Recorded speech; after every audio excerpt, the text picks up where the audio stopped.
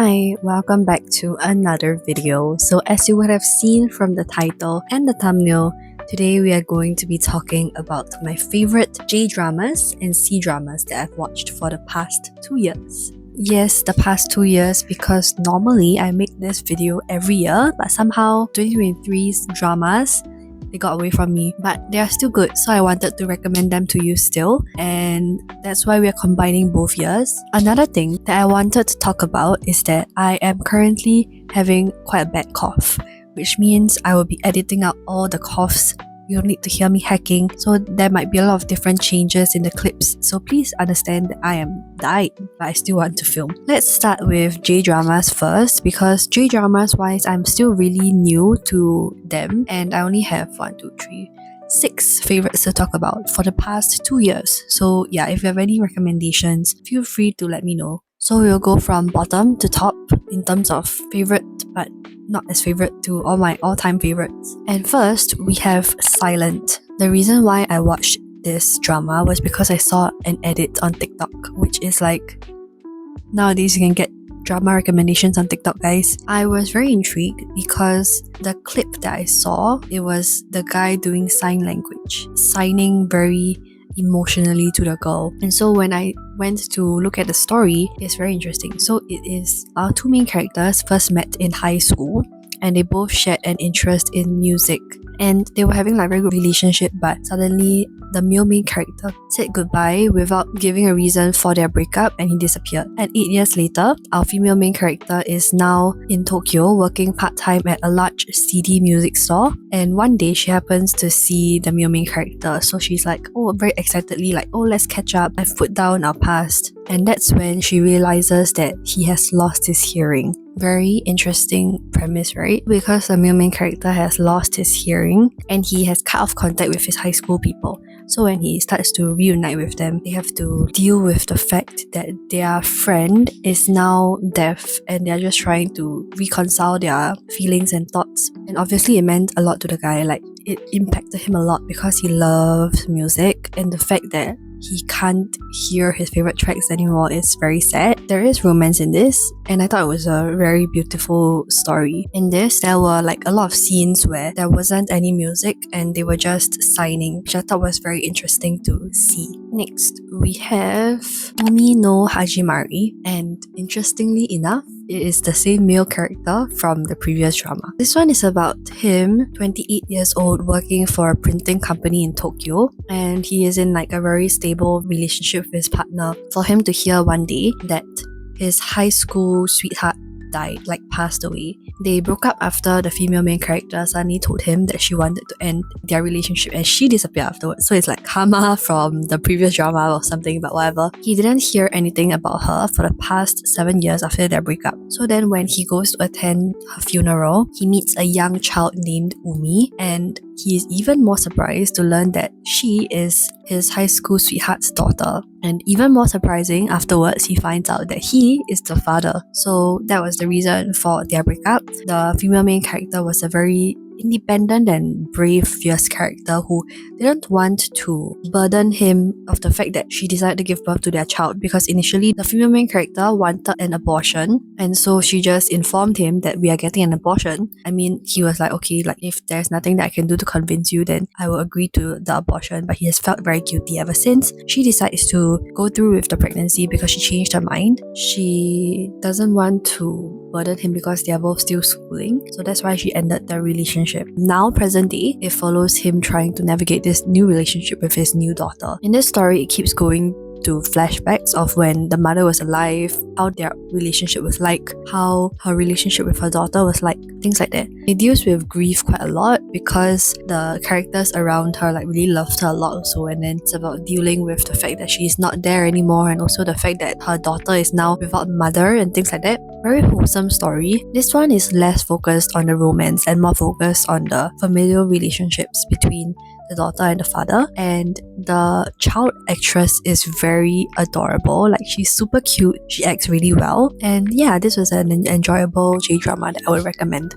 I forgot to mention, both J-dramas I've given 4 stars for the past 2. Okay, next is Full-Time Wife Escapist, and this one I gave 4.25 stars to, and it follows our female main character who is 25. She graduated but had no job offers, and she became a temporary employee but was laid off. So while she's taking a break, she starts work as a housekeeper for this bachelor, and then one day he proposes a contract marriage to her. So then the two of them get married in secret, and then their relationship develops from there. What is even more amazing about this drama is that the two leads went on to get married in real life. They have been married as of 2021, and this drama was released in 2016. And I think the spin-off came out in 2021. So maybe it was the spin-off that sparks flew. But anyway, this one was very cute because it's a marriage of convenience, and then you have them slowly like developing feelings for each other, and it's very adorable, I would say. I have not much else to say other than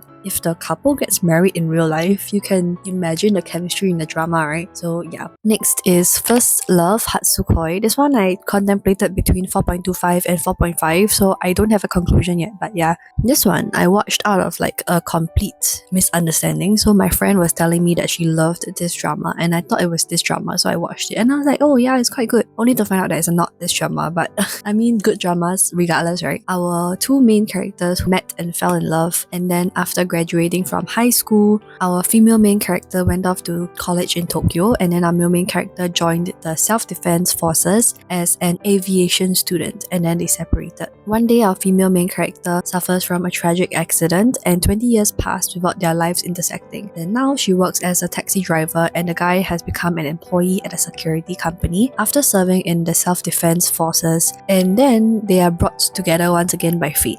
So again, this one has a lot of flashbacks to the past. I really don't know what it is about this drama, but the cinematography, the acting was all very good. And I would say that the story is kind of like a slow burn, but it slowly hooks you in, and then you are just like, oh my gosh, this was a beautiful masterpiece. And I really love the song in this drama called First Love. But yeah, it's really beautiful and recommend. And now we're in our 5-star categories. Next one is Why I Dress Up for Love. I binged this drama in 2 days. It is so good. I think I watched this in 2023, so it's been some time. Our female main character works as a publicist at an interior design company, becoming popular with young people on social media. She works hard to gain the admiration of her co-workers and boss. She's so busy with work that she forgets to renew her apartment lease, so a friend helps her find a new place, but it's a share house with 3 strangers. Male main character, a minimalist chef who only wants to live a simple life, is also staying there. Then his cousin also stays there, who is an online counselor. And finally, an aspiring artist who makes contemporary art while working part-time as a delivery driver. So this one, it follows the relationships between all these different characters, like friendships and also the relationship between the two main characters. I don't know, it's just very addictive, and I was immediately drawn in, and I binged it in 2 days. So as you can tell, I loved this a lot. And last J-drama, my favorite one still, it is An Incurable Case of Love. I'll admit I am a little bit biased because this really reminds me of my favorite Taiwanese drama, which is Playful Kiss. I think it's called Playful Kiss. I'll put a poster here. Not exactly, but I would like to believe that it's like a spin-off version, because both stories followed our main characters eventually in the healthcare setting as a nurse and as a doctor. Our female main character loves the guy a lot at the start, like more than the guy. She's like pining after him basically, and she actually enters the industry because of him. Both have the same premise, but yeah. In this one, our female main character is a 22-year-old rookie nurse, but she first met the doctor, who is the male main character, years ago and fell in love with him because she witnessed him saving somebody in public. So then she studied hard to become a nurse and meet him again. After 5 years, she finally meets him again, but he has a very different personality from what she imagined, because he is commonly referred to as the devil at work, and he is 33 years old in the drama and she is 22, so age gap. But yeah, so she works hard to receive recognition from him, and after her persistence, she becomes well known. Their relationship develops from there. It's just very cute, and I binged this in 1 to 2 days as well. So good. That's all for J-dramas. Then now let's go into C-dramas. Starting off with Light Chaser Rescue. This one, it follows, they are called the Light Chaser Rescue Unit, which is like a non-profit organization that is set up. They are kind of like firefighters, but they tend to just do rescue operations in the vicinity. So our male main character first comes into contact with this unit when he discovers that his younger mute sister is stuck in, like, I think the school collapsed because of an earthquake. So then he goes there and then he discovers this unit that's trying to save them. So he slowly starts to get integrated into this unit. Our female main character is the daughter of the head of that unit, and she also works as a doctor. Their relationship develops from there as they slowly get acquainted with one another. This one, I actually didn't think I was going to enjoy this because I wasn't enjoying the start, but I would say that the rescue scenes are all very good and it makes you on edge. And especially towards the end, like, I suddenly cannot stop watching because you're like very worried for the characters and wondering whether they'll make it out okay. What's more important though is that I ship the second leads more than the main lead. The second leads are really super cute in this drama. The cutest second leads I've ever seen. So yeah, I would recommend you to watch this purely because of the rescue scenes as well as the second lead's romance. You might enjoy the main lead's romance more than me. So yeah, I give this 4 stars. And next we have Meet Yourself, which is a very healing drama, I would say. Our female main character has worked in the hotel industry for most of her adult life, but then suddenly her life hits a bump in the road. Her best female friend has died, sending her life into a tailspin, and she decides to take a break from this fast-paced lifestyle in a remote village. So she heads out to the village of Yunmiao near Dali in the Yunnan province, and she discovers that she isn't very used to the lifestyle, but it's something that she slowly gets used to, and she soon finds a sort of equilibrium. And she meets a few other people in the village, right, who also traveled to the village from the city to flee the big city for a more tranquil way of life. So in this story, you will see a lot of different characters, and it's very interesting to find out about all their different backstories, like why they came to this village. Our male main character is one such person. This place is his hometown, and he quit a well-paid job to start a tourism business that showcases their village. So then they begin to work together because our female main character has industry knowledge of like hotel, tourism, hospitality. And then they also find love. I would say you will enjoy this if you like healing dramas, because this one is really like not high stakes at all. It's very cozy. You'll watch this and feel like, oh, it's very nice. You want to like slow down also. And yeah, I gave this 4 stars. Next is Exclusive Fairytale, which our beloved Junhui is in this drama, and also the female main character is in another drama that I'll talk about that she's more popularized from, which is kind of sad for me because I know this drama started filming and ended filming a few years ago, but it somehow aired after that popular drama, so it kind of like didn't really have a lot of limelight. This one is a story revolving our childhood sweethearts who journey through youth and share experiences in sadness and joy together. It's just your typical high school sweetheart romance, but it's very cute because they portray their characters very well and their chemistry is really good too. And it's also like a very good drama to watch when you just want to relax, have a good time, maybe laugh at some of the silly moments that happen. Yeah, it's really very cute. I gave that 4 stars as well. And next is Amidst a Snowstorm of Love. Okay, this one I didn't expect myself to like it because I don't know, it feels very like not the type of romance dramas that I would enjoy because it's very serious and it's not comedy at all, but it was cute.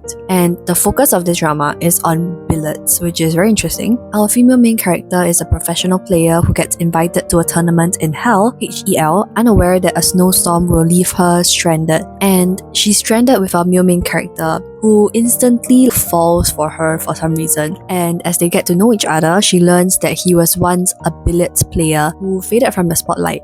And so, like, as their relationship progresses, he also decides to make a comeback to the sport. And as I mentioned, it's very serious. His love for her is very intense. He's like very set on her from the start. But the way that he loves her and cares for her is very...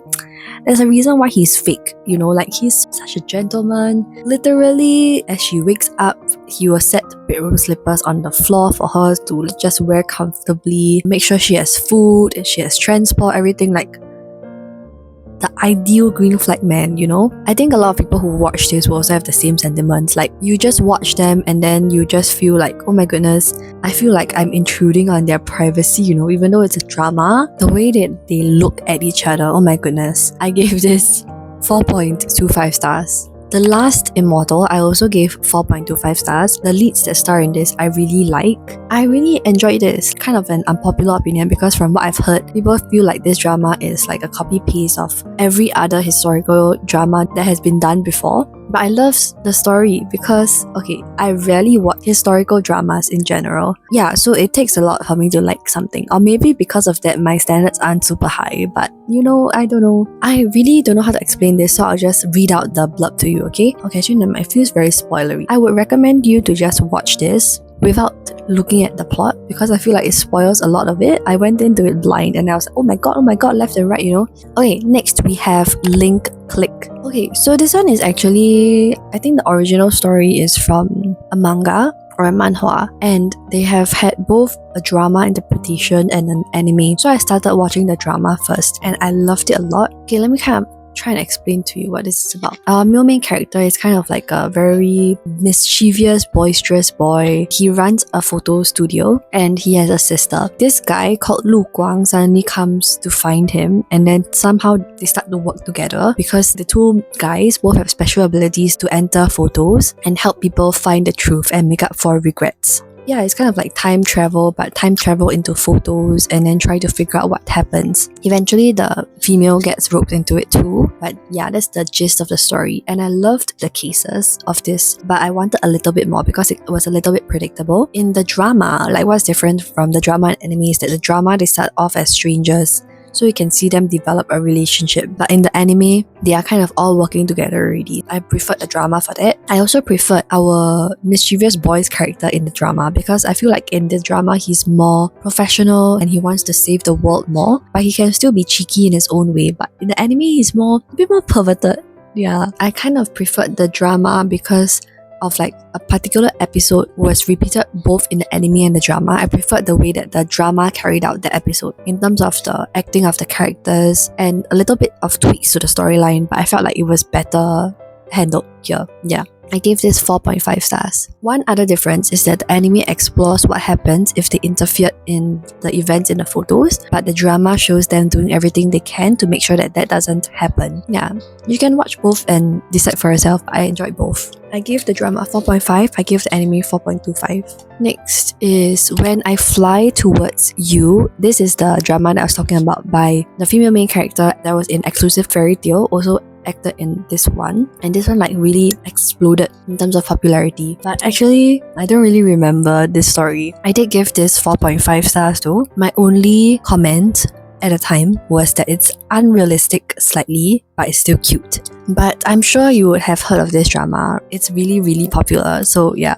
it's also about a school setting. They kind of get acquainted with one another, but there's also other people in the class that they become kind of friends with, so they form like a clique. And then it's really like youth and high school energy, romance. Yeah. Next is I Am Nobody.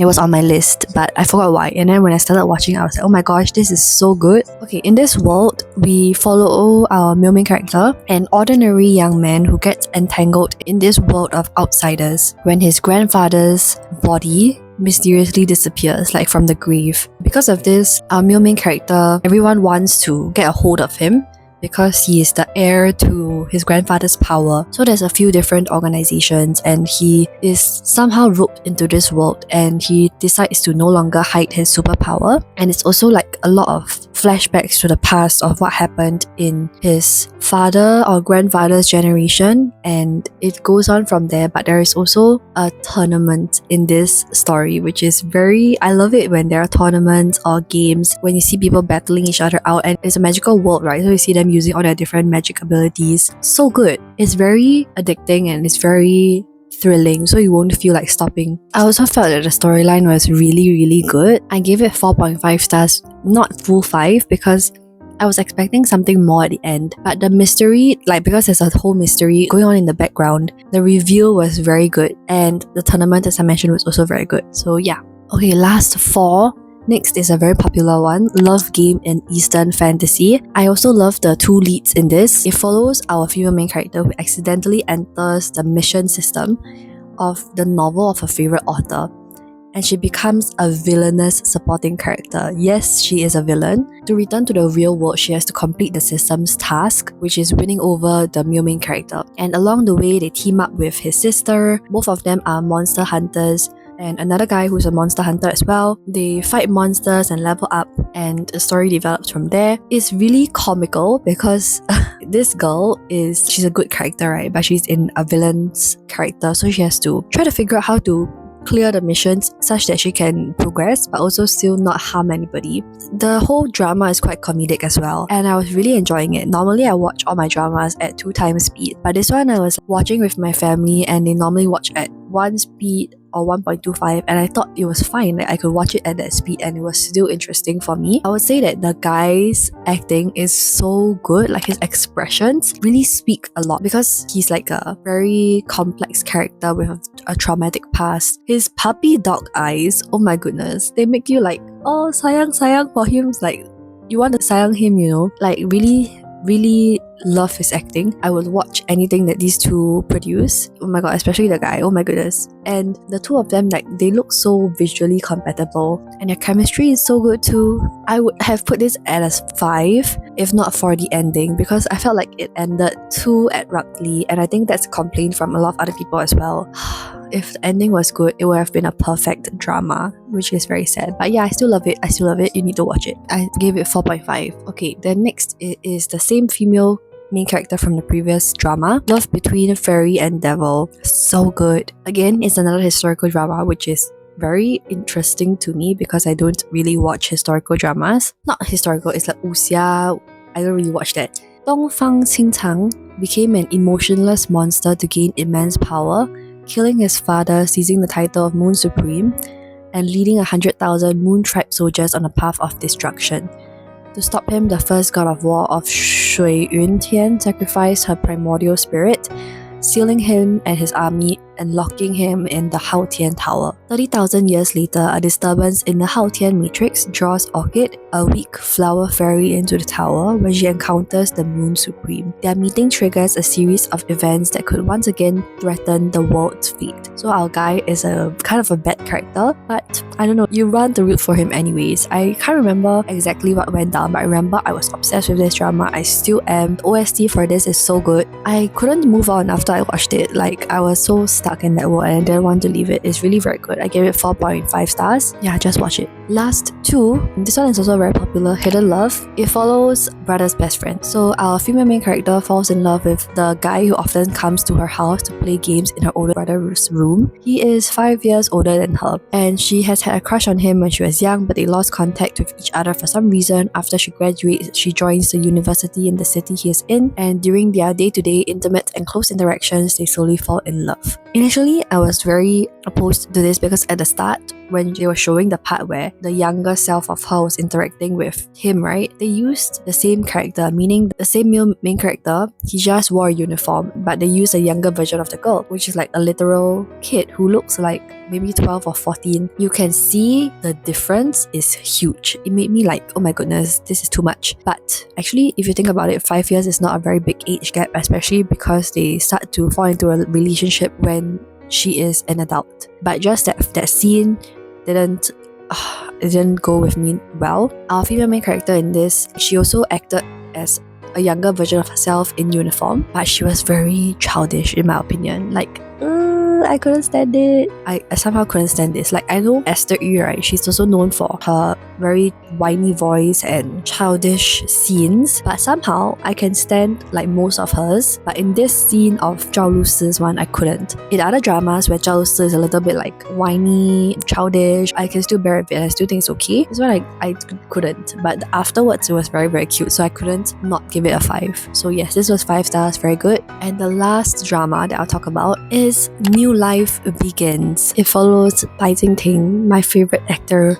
and I also like the female main character in this one. Again, it is historical. So who am I? I don't know. I think I can only watch historicals or wuxias if there is comedy to it. Important thing for me. We follow this family who is having like a marriage selection for their young masters. I think there are 6. Our main character is one of them who keeps a low profile. He gets paired with this female main character who really didn't want to get selected. They unexpectedly form a relationship and together they start a new life, and they encounter numerous situations and they overcome them together. It's really super cute. I love their chemistry with each other, and it's also comedic, so it's great. It's just a very good time. Addicting, again, I couldn't stop watching, and I just love this so much. It has a very special place in my heart. So that's all the dramas. I wanted to give a bonus comment for Love Game in Eastern Fantasy. Another reason why this is very popular is because our two main leads have acted in a drama before that was also a favorite of mine called Moonlight. So obviously their chemistry is already there and they get to come back together in this drama, and the chemistry is so good. You really need to watch it. That's all. I hope you got some new recommendations, and if you have any recommendations for me, let me know as well. I hope you enjoyed. If you did, please give this video a thumbs up. Consider subscribing to my channel to see more of such content. I hope you're having a great day or a great week whenever or wherever you're watching. Remember to stay hydrated, and I'll see you in my next video. Stay tuned for the K-dramas one.